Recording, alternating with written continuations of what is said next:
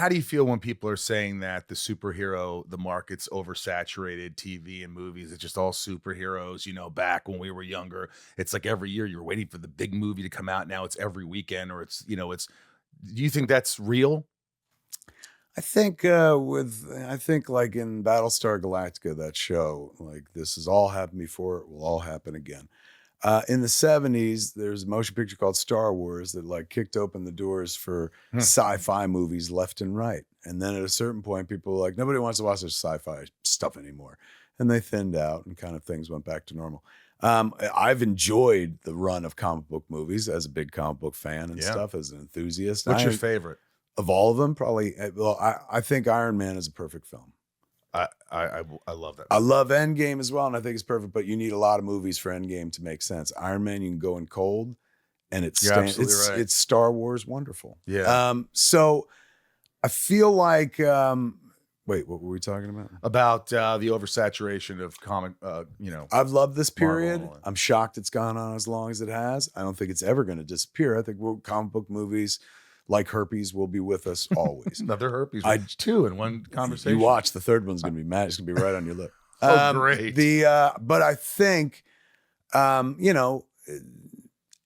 people are like, we get it.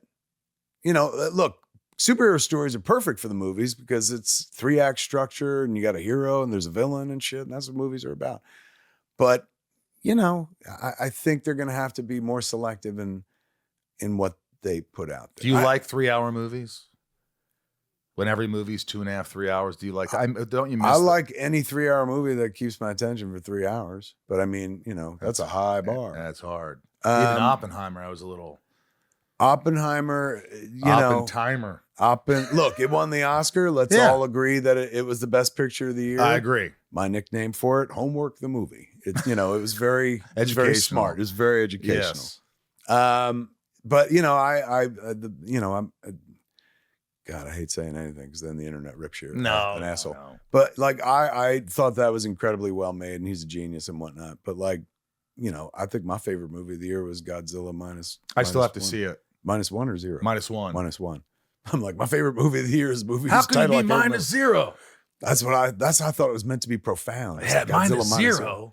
Is that an integer? I didn't know I was going to have to do math to go see fucking Godzilla. Good but I also Lord. didn't know that they would make a Godzilla movie so fucking beautiful. That's what I hear. That I was like, get the fuck out of the way. My whole life I've been watching these movies, and I'm always like, I hate the human story, man. I wish it would just be like 20 minutes of monsters fighting each other. This is the first time I was like, you know what?